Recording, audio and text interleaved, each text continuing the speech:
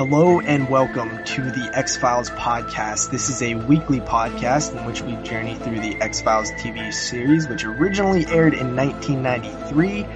It spanned 9 seasons, 202 episodes, 2 movies, a spin-off series, and a reboot series coming out in 2016.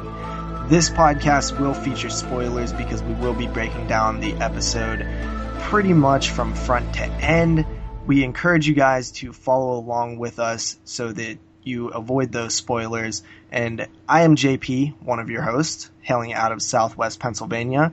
And joining me tonight, as always, your friend and mine, Mr. Kyle Thomas, podcasting out of South Carolina.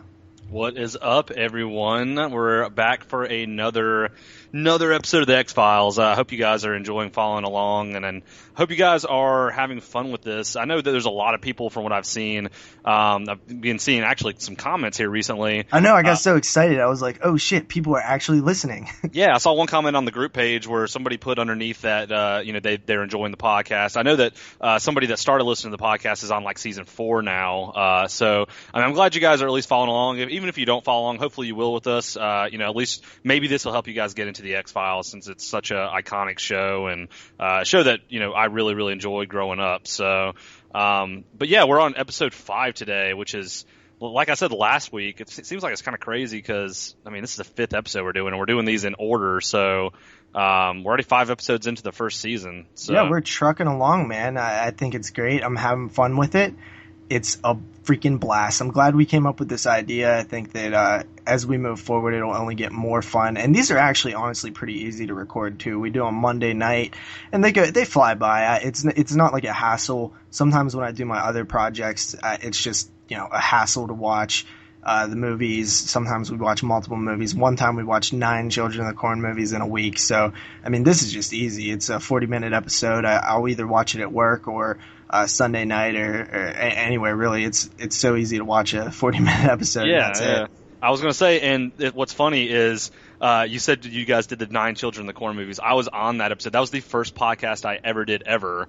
And, of course, I'm on a podcast where we have to watch 9 fucking movies. And they're like not a great franchise, to be honest with you, of 9 movies. So I'm sitting there, I'm like, yeah, dude, I want to be on this episode. And then I start watching the movies because I've only seen like maybe 1 or 2 of the Children of the Corn movies. I start watching all the other ones. I'm like, what the fuck did I get myself into with this? Yeah, he's like, what the hell did I sign up for? This was the most dumbest thing I've ever done. And then in the episode, it was like a 5-hour podcast. Dude, it was like 5.5 hours. And I remember it was literally like 2 or 3 in the morning, and I was like we were like on Children of the Corn Genesis, which is like the last Children of the Corn movie, and I literally wanted to kill myself. I was like, I don't even remember, I didn't even write notes, and I don't remember what this movie was about, and I don't care because I want to go to sleep.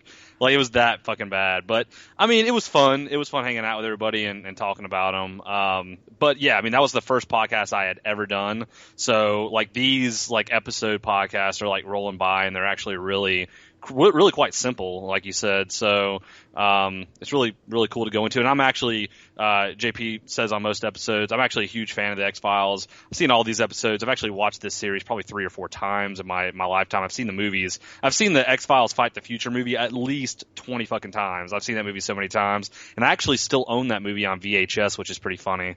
It's just a really fun series to get into. There's, with the X-Files, there is a small linear storyline to it. There's an underlying storyline, and then each episode has its own kind of unique style to it. So it's a pretty cool format to get into. But yeah, for sure. And also, you did mention that you are like the big fan, and we haven't mentioned that in a few episodes. Kyle's the big fan, and I'm kind of the novice to the X-Files, so that's kind of the dynamic we have here, where you have somebody who has really grew up with the series and knows a lot about it, and then me, who's just kind of journeying through for the first time. And I think that's a great idea. But you also mentioned podcasts, and now you're kind of like getting to veteran status. We've been talking about even starting other podcasts, which we'll talk more about in the future. But for the people who want to hear more podcasts, including this one, you can head on over to horrorphilia.com. We are a proud member over there. Our podcast gets posted weekly, as well as on Kyle's channel, which is the Horrorphile on YouTube, and mine, which is DoubleShotJ on YouTube, as well as our 22 Shots of Modes in Horror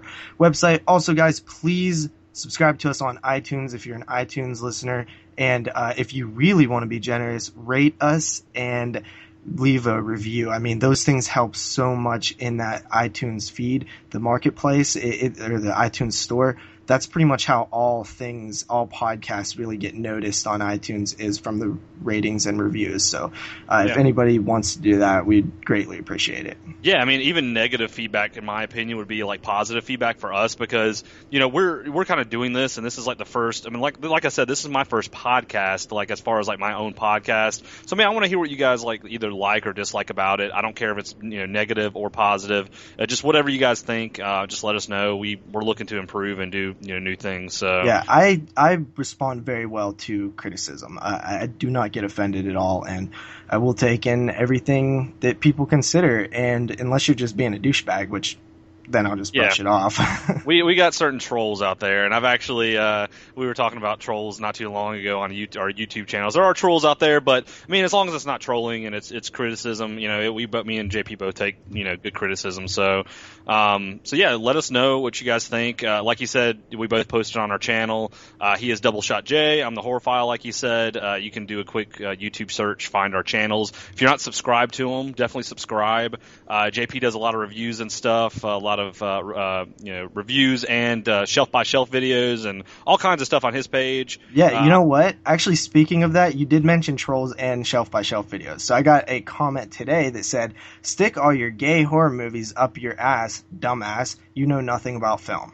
So yeah. Was that Matt 87 Ryder? No, it was some guy named Donald Smith, who I looked at his page and he reviews stuff like Jumanji and a bunch of other mainstream films. So wow. he's a real hater. And his videos aren't good, so I told him that. I was like, your videos aren't even good, so you shouldn't be hating when you need work. I would love to see a review of Jumanji and just fucking laugh the whole time. Like, why are you fucking reviewing this fucking movie? Jesus. So, Kyle, what's going on this week? You got anything new coming up or anything?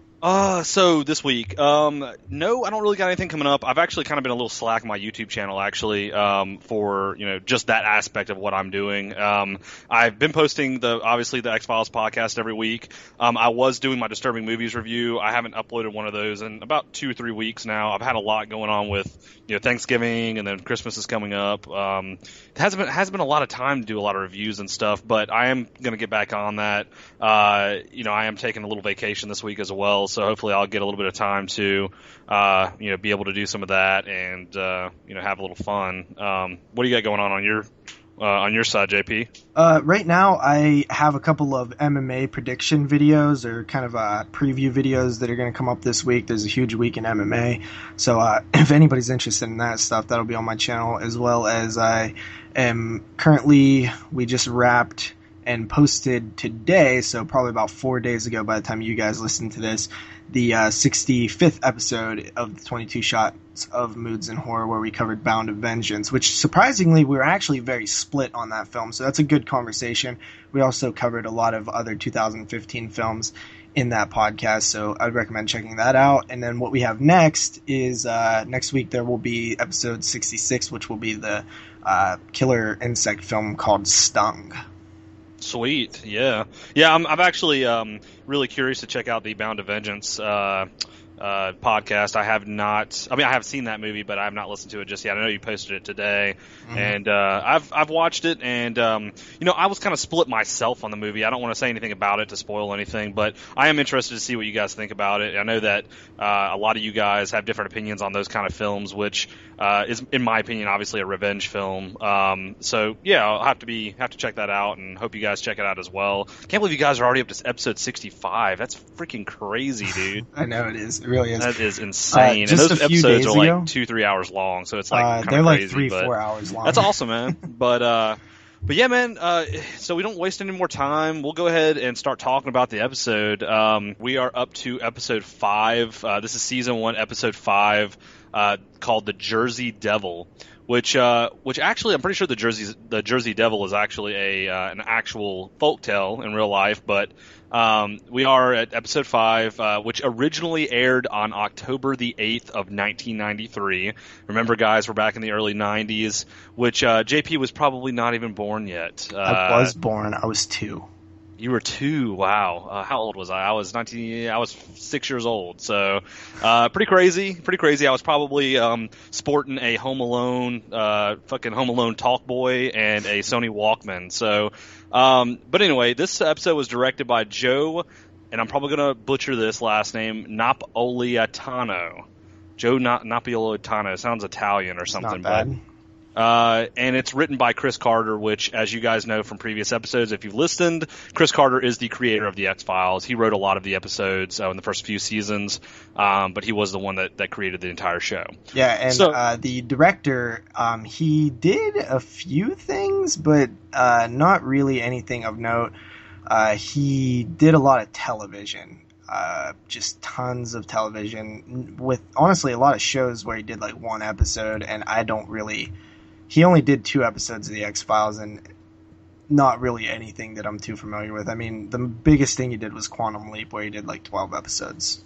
I think that with these directors, and I've said this before, I think that these like early TV shows are like make or break for the director kind of deal. Like if they do it to kind of test themselves out, see if they're going to want to be a director, and it's either they want to be it or they're not good at it, or it's kind of like with the lower budget movies kind of deal with like certain directors are kind of just throw certain franchises at them and they're like, oh, well, let's see how this guy does with this movie. Yeah, and especially in the late 80s, early 90s, TV was sort of like the doom ground. Like you didn't want to get pigeonholed into TV. Now TV is hot stuff. Like you want to be a TV filmmaker now because there's so much money involved in it. But back then it pretty much meant that your career wasn't going to do much. Of course there are exceptions, but you are right. For the most part, sometimes it's a lot of first time directors or, people who just are directing TV a lot and they never really had their big break.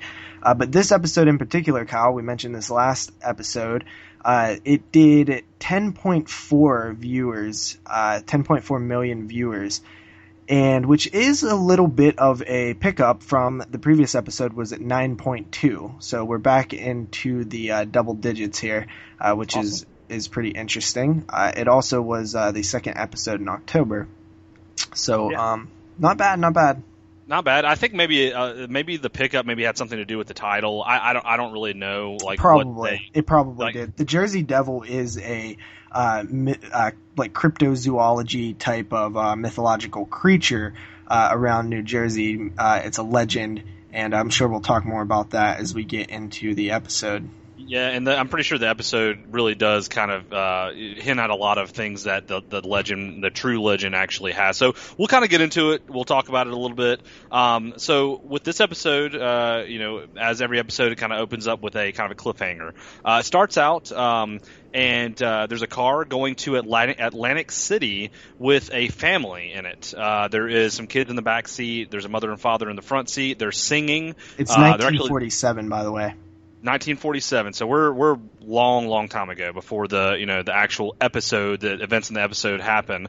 And they're singing. They're going down the road. They're singing Bingo. Actually, Bingo was his name. Bingo, Bingo, and Bingo was his name. Bingo, Bingo. No, kill me right now, kill me.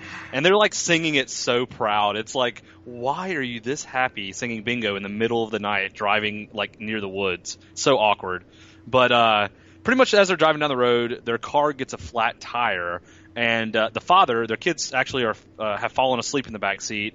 The father gets out to change it, like any father probably should, and there's no one around. I mean, this is a kind of like a back end road. It's right next to the woods. There's no one around. The mother's awake in the front seat, and the dad gets out to replace the tire. All of a sudden, his flashlight rolls down into the woods. Of course, kind of like typical kind of deal.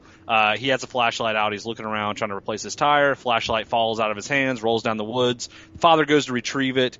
And as he's retrieving it, you can hear in the background some heavy breathing. It sounds almost like a fat man looking into a Krispy Kreme donut.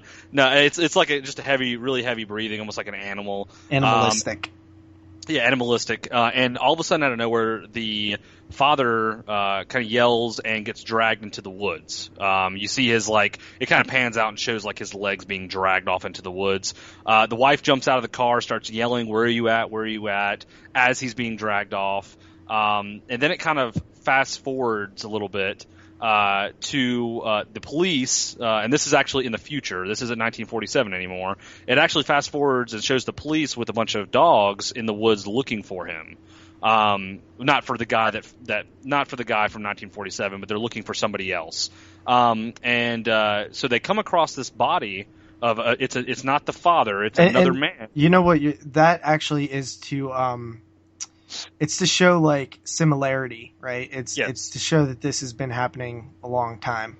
Yeah, it's actually the same woods as well that the original incident happened with the man. It's the same forest basically. So like JP says, it's showing similarities to 1947. This incident happened, which we'll kind of talk about that incident in 1947 again, and then it fast forward and this happens again in present day. Police are looking, they find the body, and there was the man's legs actually eaten off. It doesn't show the man's leg eaten off, which I kind of wish it would have. I thought that would have been pretty. But it's the police looks down and he says his leg's been eaten off, and then they kind of run over to this cave. One of the police officers sees somebody in a cave, and the police start shooting into the cave, saying that there was a person that ran into there that is as tall as a house. Basically stating this is a extremely tall person. This person ran into the cave, kind of indicating that person is probably the person that ate this person's leg off. And then at this point, as they're shooting into the cave, it plays the intro, the X-Files theme. Yeah. So kind of leaves you with that. So far, I'm not getting burned out on, and I love it every time it pops up. So we'll see how long that lasts. Exactly. Yeah. And honestly, the theme kind of gives you that eerie feeling because you're left on a cliffhanger, a kind of creepy cliffhanger most episodes, and then the music comes on, and obviously, for the most part, most people think the music's kind of eerie and creepy, but the intro plays, and then it shows, and this is kind of funny. I found this hilarious. It kind of pans out and shows Mulder checking out a porno magazine in his office. I don't know if you found it as funny as I did. I did, because it's totally out of characteristic of Mulder. Not only that, it's like it leaves you on this kind of like creepy cliffhanger, and then it shows Mulder looking at a porno, and I'm like, what the fuck? And he's not just looking at the porno; he's actually reading. It's kind of like a Playboy. It seems like there's articles in this porn. He's reading it in his office, and he starts showing Scully a story about some alien abduction. He's like, "Hey, Scully, check out this woman that was abducted by aliens. That was in this." It's kind of like one of those papers you would see where it says like Obama's an alien when you go to the grocery store or something, So Scully kind of looks at it and she's like, whatever. And then she starts talking about the body that was found in Jersey. And actually the guy got his arm and leg eaten off. I said leg earlier. It was his arm, his right arm and his right leg were eaten off. And Scully says it was a homeless man. So she starts telling Mulder about the story. And Mulder, you can tell, instantly starts kind of racing. His mind's racing. He's like, what could this be? So he runs over to his file cabinet, or aka the X-Files, which, yes, the X-Files is basically a file cabinet of unexplained events. That's all it really is when you are pretty much putting it into perspective. He walks over to the file cabinet, pulls out a file from 1947 about the Jersey Devil. So they already know about there's folklore, Jersey Devil person that basically lives in the woods. It's basically a Neanderthal that lives in the woods and feeds off human flesh, and basically was raised by almost like animals, like just animal type people. So he pulls out the file, starts saying, "Is this a similar case to? This sounds like a similar case to the recent events that happened in New Jersey." Kind of going back to that first two parts of that first scene, it's kind of like a flashback to the original first part of the first scene in the beginning of the episode. Mulder states that the guy was dragged into the woods by his family, and limbs eaten off by the man beast. So basically, the man was dragged into the woods and he had his limbs basically eaten off by a family of beasts. And then Scully kind of just looks at him, and you know how she is with, kind of her eyes. She's like, that is complete and utter. In her face, you could tell her, she's like, that's bullshit. Like, there's no fucking way. And at this point, even in the 5th episode, this is kind of what I'm thinking, and you can correct me if I'm wrong, JP, or just correct me in general. I would think, like, after some of the stuff she's seen in the first 4 episodes, she would kind of be a little bit more lenient toward what Mulder's saying, because he's already proved her wrong pretty much 4 fucking times. Yeah, and I think that is like one of the it's one of the problems in a long running series is that you want that character to stay the same and be the skeptic, but at a certain point, it's just kind of like, well, are we taking into consideration all the things that happened previously? Because you would pretty much have to be a complete retard not to have somewhat of an open mind by now. But it's part of the world that the show exists in. It's done with all TV. All TV is kind of like that. So you have to kind of just accept it that like you almost have to take each episode kind of as its own thing and kind of separate it from past events. Especially this is one of the Monster of the Week episodes that's not a main story arc episode. And another thing with Scully is her job is basically to debunk the X-Files, and she has to keep herself in that mindset because she can't fall into Mulder's mindset of, hey, all this stuff you're telling me is true. Even though she's seen things, she still has a job to do of trying to prove him wrong, basically. In the first, you'll see this in the first few seasons. There's a lot of things that change in the later seasons, which everybody will see, but it doesn't continue as a pattern. So to kind of get back into it, Scully's kind of talking to him, saying that, hey, this is a myth. The Jersey Devil doesn't exist. Why do you believe that? And then it kind of fast forwards to them going to Jersey, and they go to the morgue where the body is, where they actually pulled the body back, put it in the morgue where the guy's arm and leg had been eaten off. And the coroner actually says that it's teeth marks that ate him. So there's human teeth marks on this corpse. Yeah, they question whether it's an animal, and it's like, no, these are definitely humanoids. So that leads you to believe that, okay, this is definitely some sort of I believe they do start thinking that it's some sort of pre-version of man, like a more of a Neanderthal. And you actually kind of find out later in the episode that we'll get to, but that might not be the case. Yeah, it's really hard to say even when you watch the episode, but we'll get to that later on. Kind of get back into it right here. As they're standing in the morgue, they see these teeth marks on this body. All of a sudden, out of nowhere, and this is one of the couple of things. I will say this before we get back into the plot. I hate to keep pausing, but I just keep thinking of certain things that as I was watching this. I kind of hate that. With certain episodes of this show, which I love this show, but I kind of wish they used more practical effects with things. They didn't use obviously CGI, but with the body, they didn't really show the body. It's like in certain episodes of X-Files, they do show gore, blood, body, like fake bodies and things of that nature. Even in the previous 4 episodes, they showed some fake, bodies. But in this episode, they don't really get into the gritty kind of stuff, which I think that has a lot to do with probably the budget of the show at the time. Yeah, and you want to set a tone early on, so you want to put out some of your better stuff, but you have to kind of ease up a bit, especially back in 1993. You can't be showing the type of gore that we can now and expect to be a and not get like blown up by the media or like I kind of think like stuff. If I could only imagine if like X-Files was made like on AMC nowadays, like how Walking Dead is like a complete. They could show a guy's head getting blown off on The Walking Dead, and then, I don't know if you watch American Horror Story, but a lot of people tell me they push the envelope like all the time in that show. Really? Yeah. Well, I know FX and AMC are kind of like that. As I've watched the first season of American Horror Story, I haven't seen any of the other ones, but yeah, kind of get back into it. That's just kind of something I notated down that I wanted to kind of mention. But the local police come into the morgue and they ask Mulder and Scully to leave. They're like, "This is a local matter." He looks at Mulder. Mulder's like, "Who's in charge?"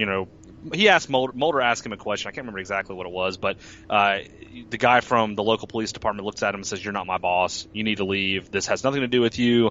This is a local matter. We're going to handle it. This is a murder case. You're basically impending on the murder case. Just get away." So they leave. They do. They walk out of the morgue and they start heading toward Mulder's car. And all of a sudden, Mulder looks over at Scully, and he kind of wants to stay in the town. He wants to kind of investigate a little bit more. Scully tells him that he can leave, or Mulder tells Scully that she can leave if she wants, and she says she has to go to her godson's birthday party. And he's like, well, if you got to leave, you got to leave. And it was like a 3-hour drive to get back, and she didn't want to do it. So she stays with him for a little while. She does go to her godson's party, but she stays with him for a little bit longer. Mulder actually calls the park services and meets them out on the site. And I think what happened was Scully stayed for just a little bit to kind of walk around with Mulder. It doesn't really show it, but you can tell she's walking with Mulder somewhere. But then she's gone. She's like left, but gone back to gone back to DC where they live. So Mulder calls the park services and meets the park ranger out on the site where the body was found. The park ranger starts telling him the story of how the homeless people around are scared of the Jersey Devil and how they don't travel out into the woods. And then Mulder kind of starts what I call probing, starts asking questions to him, and he's like, hey, have you ever seen anything weird around here? You're out here all the time. And he's like, yeah, I don't come out here unless I have my gun. And he's like, I saw a tall, naked man in the woods one time sniffing. I laughed my ass off when I heard this story. He said he saw a tall, naked man sniffing around in the woods, and running through the woods butt naked. Like, I couldn't imagine, like, seeing that shit. I'd be like, what the fuck? I'd be like, this motherfucker's on some meth or some shit. The last thing I'd be thinking of is, dude, because, like, you remember what happened in Miami where that guy, like, bit that guy's face off on bath salts? Like, yeah. I would think some shit like that nowadays. I wouldn't think that back then, but nowadays. Yeah, like they're high on Molly or something. Yeah, they're like on some like fucked up drugs or something. I mean, the first time anybody would hear that story, they'd be like, okay, what the fuck was he smoking? But, but anyway, Mulder asks the ranger to call him if he sees anything, and he just kind of walks off into the woods, going toward the town. He's like, he doesn't ride back with the ranger, and it kind of pans out, and you hear that breathing again, looking at Mulder. It's just like heavy breathing. So then I guess it pans back to Scully. Scully's part of the episode, and she's at a birthday party with her godson. She's kind of cleaning up and doing things.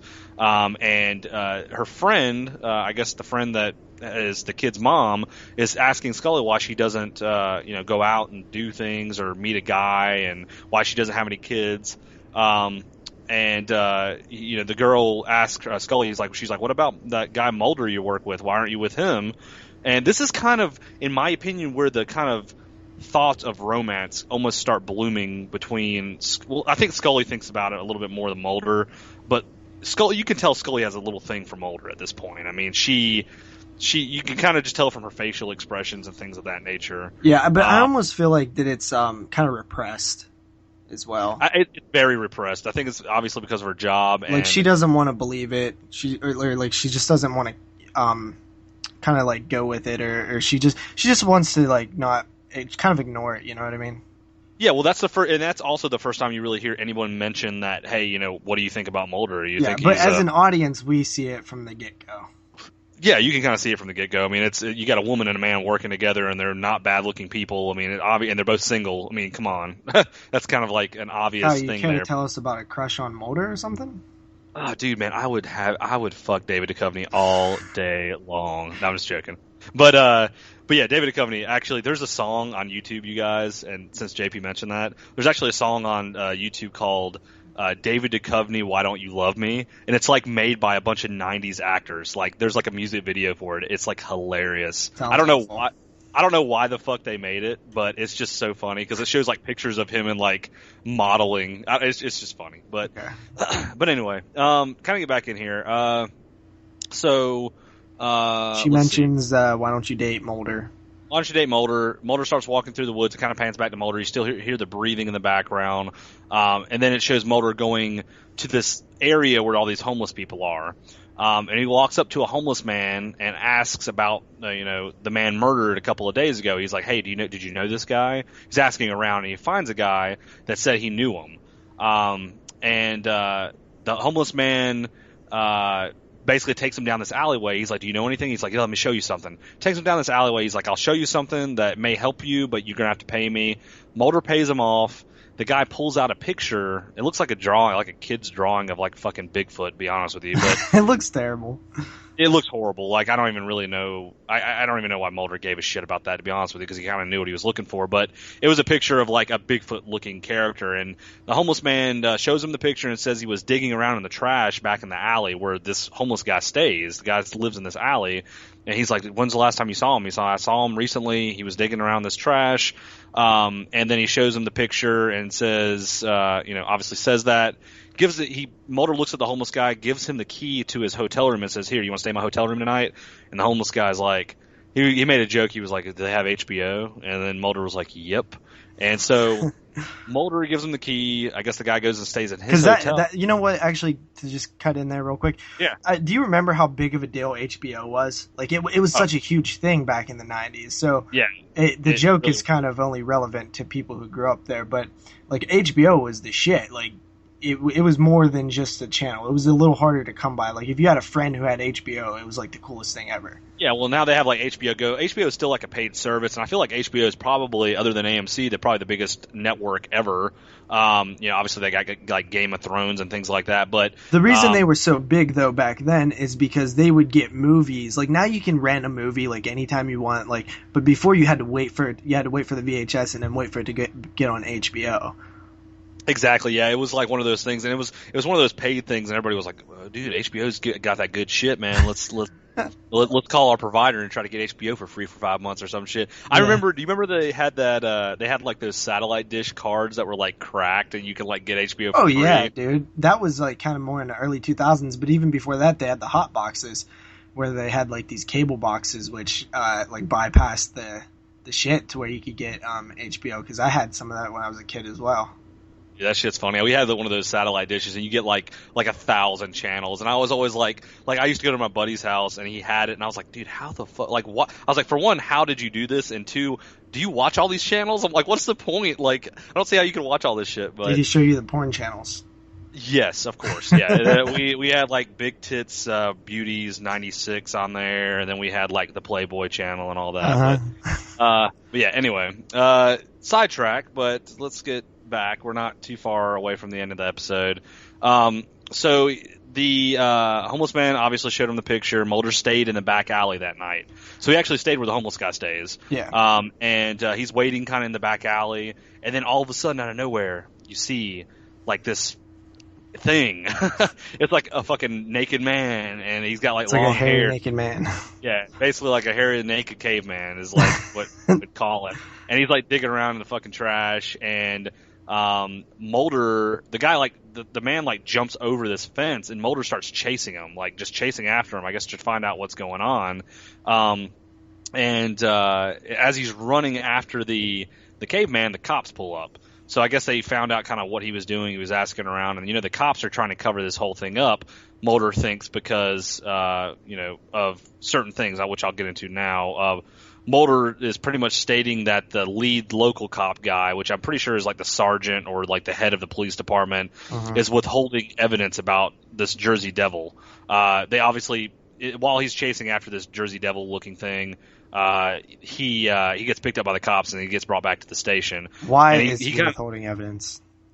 He's withholding evidence because the cop or Mulder thinks that he doesn't want to draw attention away from the town, because the town's like a big casino town, and the Neanderthal is killing these people, obviously eating them, and that would obviously stop people from coming to the town, and the guy doesn't want any of that to kind of be So public. it's like the classic Jaws thing. It's exactly like Jaws. That's exactly a perfect movie to kind of, and like Mulder calls the guy out on it, and the guy, you can tell, is kind of like, he's like, that's not what it is. He's like kind of bullshitting Mulder, but that's what it is. And the cop tells him he's seeing things, basically like this person doesn't exist. So then this was kind of like an arc in the episode in a way. Like this part that's coming up next, it doesn't really explain very well, but pretty much what happens is Mulder somehow ends up in a drunk tank. I guess Mulder got drunk. Like after he left the police station, he ended up going to a bar, getting drunk, and getting put in jail in the drunk tank. He was definitely drunk. They didn't just put him in the drunk tank, but it doesn't show him really drinking. At least I don't remember it showing him drinking at all. But he calls Scully, and Scully comes all the way from D.C., of course, for her boo, and bails him out. And Scully basically looks at Mulder, and she's like, you look like shit. Like Mulder has like this 5 o'clock shadow. He's drunk as shit. He's like, are we gonna go get breakfast? And when you're drunk, you want food. So she brings him to get breakfast. They're eating breakfast together, and Scully says that, in so many words, they're talking, and she says, Mulder's like, are you gonna stay? She's like, no, I got a date with a guy tonight. So I'm going to head back, and she basically tells Mulder in so many words that she wants to have a side life of her own. She doesn't want to make her work her priority. Yeah. No, not just her only priority. Which I kind of found it funny because I'm just like, is she paying to travel and bail Mulder out and then travel back the same day? Like, is the FBI paying for that? Like, Yeah, I'm not really sure. Well, I guess you probably are salary, so. Yeah, I guess the FBI does pay for it. I don't fucking know. It's just really odd to think about, but I think about really when I'm detailing out these things. I think about this stuff, and I'm just kind of confused. But anyway, they're eating breakfast, and Mulder basically says he saw the Jersey Devil, and it scared the shit out of him. He's like, yeah, I saw this thing. It was in this alley. I chased after it, and it was huge. And Scully's like, well, let me bring you to meet somebody. So Scully brings Mulder to meet a professor that is a professor on basically like pre-human life. And who knows a lot about these Neanderthals and knows a lot about, he knows about the Jersey Devil myth and like, how humans can become like that. And he asked the professor, he's like, is this possible for this to happen with the Jersey Devil? The professor's like, yeah, it is a possibility. Well, he says not really, and Mulder says, what if it's not outside the realm of extreme possibility, which is like, 0.0001%. He's like, well, I guess not. I mean, it's not impossible. If you think about it, it's not nothing's really super. I mean, if you think about it, things can happen like outside of the norm. So yeah, Mulder, of course, he's going to have a little bit of hope and be like, okay, what I'm thinking is right. And belief, because he wants to believe. So it kind of pans out, shows Mulder back in his office. I guess he's back in D.C. looking at pictures of the Jersey Devil, or looking at pictures that look like the Jersey Devil in his office. Scully's out on this date with this guy, this douchebag-looking dude, who is trying to. Basically, it seems like he's hitting on her. And he's trying to hit that dude. Oh, he wants it. Yeah, I mean, she looked pretty good in that scene. I ain't gonna lie. I would definitely be like that. But it cuts to Mulder in his office, and he just looks really tired. And then all of a sudden, he gets a call, and he's like, "It's the park ranger that he talked to earlier." And then he says that they found another body with teeth marks. That the body has been pretty much the guy's been deceased for about 6 to 8 months. So they found another body in the woods. Of course, what Mulder all of a sudden does is call Scully and tells her, that it seems, what does he say? And she seems to like, yeah. So he calls Scully. She's on the date. She seems to like somewhat enjoy that he's calling her. I guess she's not really having a good time on this date, it seems like. And she seems like she had she was happy that he called. And Mulder kind of hints at that. What if it's a beast woman and not an actual man? So dun, it's kind of dun. Yeah, kind of an arc in the story there a little bit. They kind of cuts off. It shows Mulder, Scully, the park ranger, and the professor. They're searching for this beast. They're back in Jersey. They're in the woods. They're looking around. They're in this building. They're just looking everywhere for this beast. And the park ranger actually has a dart gun. He's going to dart the Neanderthal if they find it, because they don't want to kill it, because it could be a new kind of something that's found, something new. Mm-hmm. They don't want to kill it at all, because it's obviously a killer, but at the same time, it could just be something that it's doing out of instinct. So, and something I've notated here is it seems like the town is more concerned about investigating what the officials of the town are doing, like the park ranger, than worrying about the public to me in this town. It just seems like they're more worried about focusing on, hey, let's check out what the park ranger's doing. Let's check out what the FBI is doing than worrying about this public, because they pull up, they see the park ranger's Jeep, and they're like, what the hell is this guy doing here? And I guess it's like a known place for this Jersey Devil to be. And all of a sudden, there's this SWAT team out. They're surrounding the area looking for the beast. They're looking for Mulder. They're asking about Mulder. And then all of a sudden, out of nowhere, they're in this building, and Mulder sees the beast and starts chasing it. He chases it down to this building, and the beast, which we'll call it the Jersey Devil, jumps on Mulder at this point and kind of stares him down and starts sniffing him. Now, Kyle, you did say that it's like a place in the town where the Jersey Devils like kind of known to be. I don't know how much you know about the myth of the Jersey Devil, but they don't mention it in this episode. But the Pine Barrens is a place where they believe the Jersey Devil kind of lives. So that might be what they're talking about. That might be where they're at in this episode. It seems like they took a lot from the folklore, I guess, or a lot of like little details. So that could be where it's at. I mean, it's like an abandoned building, sort of, that has like some forest around it, and that's where the beast jumps on top of Mulder. I mean, he chases it down. And it's kind of creepy at this part because, you know, it's there, but you can't see it because it's like hiding in the shadows. And Mulder just kind of like falls on his back and he looks up at it and he's like, uh-oh, you know, like what the fuck? And this beast is basically just staring back at him and sniffing him. And all of a sudden it kind of like slashes at Mulder. It kind of like injures his stomach, which it didn't really show his injury, which is kind of odd, but it hit his stomach somewhere. They actually cornered it, and then it runs out into the woods. And then the cops start running after it. So at this point, the cops see this thing. They are acknowledging it's there. They're running after it. All of a sudden, Mulder, it kind of cuts off. Mulder and Scully are sitting around. Mulder's kind of in the ambulance at this point, I believe. He's in an ambulance. He's holding his stomach. He's saying he got hurt. But he's having Scully call the FBI because he's trying to get jurisdiction on the case. And the FBI is like, no, you're interfering with a murder case. We're not going to give you jurisdiction on it. Leave him alone. And then they get word by the park ranger again that they cornered the Jersey Devil, or they know where it is out in the woods. And then it shows the naked woman. It just shows her ass, but it's like shows her running down. She's like dirty as hell, running down toward the stream. And the park ranger pulls out his gun, his dart gun, and he actually shoots it. And immediately that son of a bitch like pulled that damn dart out and just like threw it on the ground like it didn't give a fuck. It got hit. So it's still being chased. The cops are still chasing it, and they end up shooting and killing it. Really, for no reason, to be honest with you. I mean, well, the reason was because it's the same reason we would kill a rabid animal. That's exactly what I put here. So Mulder's like super pissed. Like he's like, "Why the fuck did you kill it? Like, what did it do? Like, it was just running away. Like, why would you kill it?"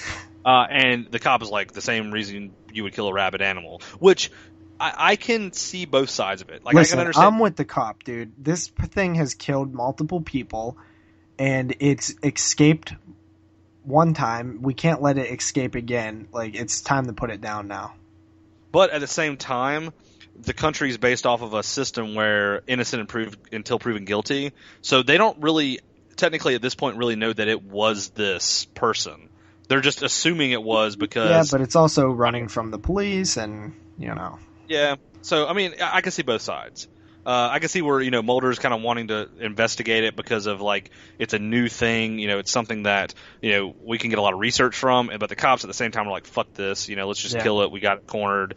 So anyway, they examine the body, that kind of cuts back to Mulder's office. This is the end of the episode. Well, which actually they reveal that there was no prehistoric bone structure, which kind of takes away the fact that it was a Neanderthal. And it seems that they're going more towards it's just a feral person.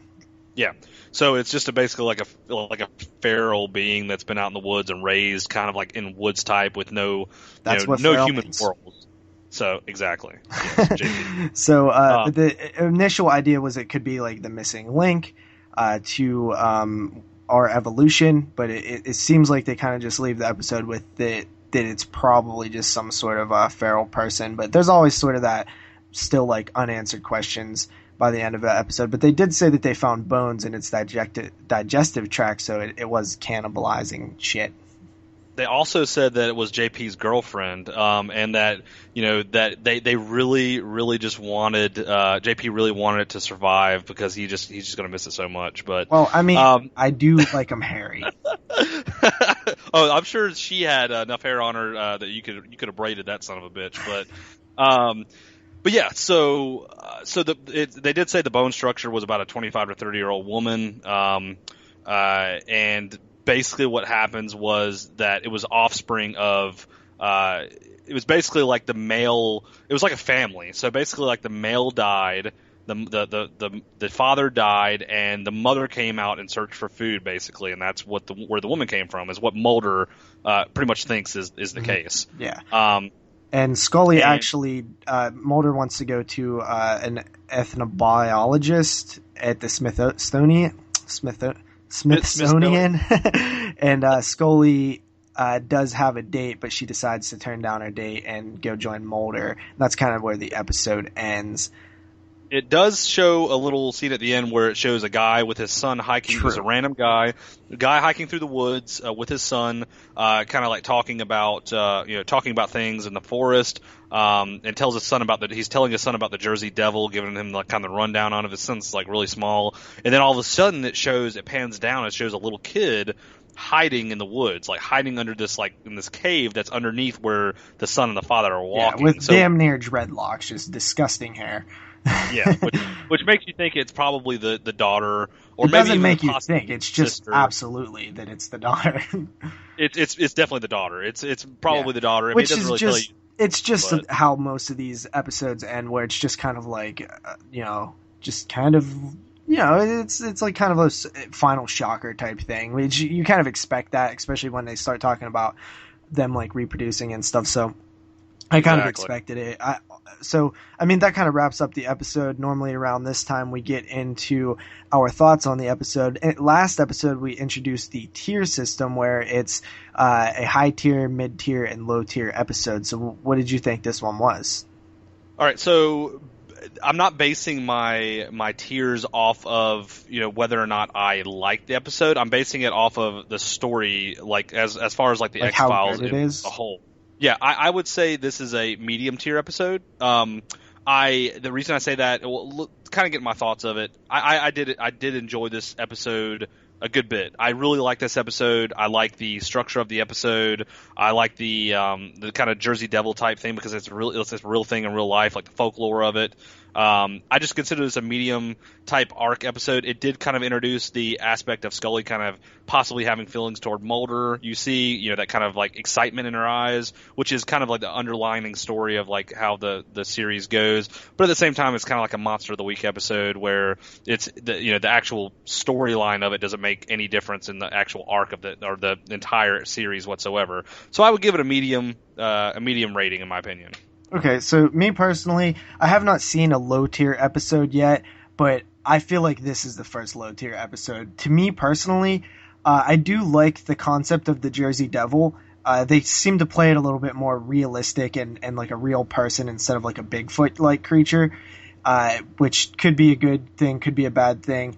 I personally have never seen a single Jersey Devil movie or anything that I thought was actually good. So I still don't think anybody's actually made a decent story on the Jersey Devil, which is kind of disheartening. To me, it's just, I don't feel like much happened in this episode. That, like we talked about, there's no real gore, there's no real special effects. It's just a hairy person. The story is like very like run of the mill, like nothing out of the ordinary happens. There's no surprises really. Even the end surprise I saw coming a mile away. It's just very, I don't know. It just, not much happens in this one. It's very basic. It's honestly, what I think it is it's a story that I could have wrote. And if it's a story that I could have wrote, it's probably not that good. I think that's why I kind of like it. It's a simple episode. I mean, it's not anything that's like. I mean, there's obviously 10 times better episodes than this by any means. I mean, I've seen all the episodes. I just always like when I rewatched this episode today, I just remembered, like, I did enjoy this episode. I didn't think it was the best episode. I didn't think it was the best one so far we've saw, but I did enjoy it. I mean, I thought it was kind of a simple idea. It kind of introduced the aspect, the whole thing with Mulder and Scully. Showed that Scully, obviously at the end she did not go with the guy that was trying to get with her. She went with Mulder. It kind of just hinted back at that there's possibly a little romance going on there, which you kind of already know, but at the same time it's cool to see. But I mean, the most thing I agree with you with is the gore. I really think this episode lacked with the practical effects, especially because you're talking about something so like sinister, like cannibalism and eating body parts and stuff. Even just a little bit of effects, a little bit of blood, something would have helped out a little bit. Also, I didn't really find the story of the police trying to go against Mulder and stuff. Like, it feels like we've seen that a bunch of times already, which is not a bad thing. I know we're going to see it a bunch more times. It's kind of like the way that these type of shows go, but I just didn't really care for the characters that were kind of going against him in this one. They didn't seem like that interesting. I didn't really care for really any of the side characters. None of them stood out to me. I honestly found this episode kind of boring. This is like the first real one where I just was like, I don't really like this one. See, so this is to why me, I it's like a low doing tier. This is why I like doing this with you, because it's like we have different opinions on it. Like I agree with like pretty much everything on what you said. Like I mean, there are really no characters that stand out. I did enjoy the park ranger. Like I did like his character. I thought he was really cool. It was really cool that Mulder met somebody that is somewhat of not law enforcement, but kind of like at a rank where this guy can tote around a gun and pretty much shoot anything he wants, and he's going to help Mulder out. He doesn't think Mulder is bullshitting him, as well as the professor as well. I mean, the professor. I thought honestly, the professor conversation was pretty much like the only interesting piece of like dialogue type thing with the outsiders in this one. I will say that I think that the Jersey Devil thing itself was really lame. Like I think that also comes into my criticism, where it's a boring type thing. It's this feral woman that doesn't look threatening at all. I know that there was a male version of it too, but I kind of didn't like how she just sat on Mulder and was like non-threatening. Like it didn't make sense to me, like why she wouldn't attack him, or she wanted to have sex with him, man. That's yeah, why. I know, and they kind of hinted that, but they don't really go into it. Yeah. And I think that if the Jersey Devil had been like a monster or a creature or even a Bigfoot, I think that this episode probably would have been a lot funner. Yeah, I mean, I could agree with that. I mean, like I said, that's why I gave it a medium tier. I know you gave it a low tier, but I think medium and low, there's obviously a big difference there, but at the same time, I just felt like so far, like hasn't been. I mean, I felt like the last episode that we watched, which was I believe Conduit, I didn't like that episode that much. I thought this was the worst episode we've seen so far. And it's still not bad per se. Like I wouldn't say this is a bad episode. I wouldn't say that it's just one that I would never go back to unless I was doing something like a podcast. Yeah. Yeah, I mean, as you guys will see as you go along with us, I mean, there are a lot worse episodes out there. I mean, not a lot, but there's episodes that are a lot worse than this one. Yeah, I mean, there's no show that's going to have 202 episodes and not have any low-tier episodes. Exactly. It's just impossible. And everybody's opinion on these are going to be different as well. I mean, some people may but like one somebody. Thing I will say about that is everybody knows that my opinion is the one that is most right all the time. So I mean, yeah. I mean, I do agree with that. Yeah, God, dude, you should be Ebert, the new fucking Siskel and Ebert, dude. Like, I fucking will vote for you to do that shit, man. Like, I really, really, really wish you would, but yeah, that's the fucking end of the episode. So, anything you want to plug before we leave, JP? I mean, you did at the beginning of the episode, I know, but anything else? No, man. As always, just check us out on all our different outlets. DoubleShotJ on YouTube, the Horrorphile on YouTube, the Horrorphilia Podcasting Network, which is www.horrorphilia.com, 22shotsofmoodsinhorror.com, our Facebook group, 22 Shots of Moods and Horror. You can email us at 22shotsofmoodsinhorror@gmail.com and all the other places. I actually leave links down in the description now. Rate us on iTunes. As for me, I am JP. That is Kyle. We're done. We're through. We're out.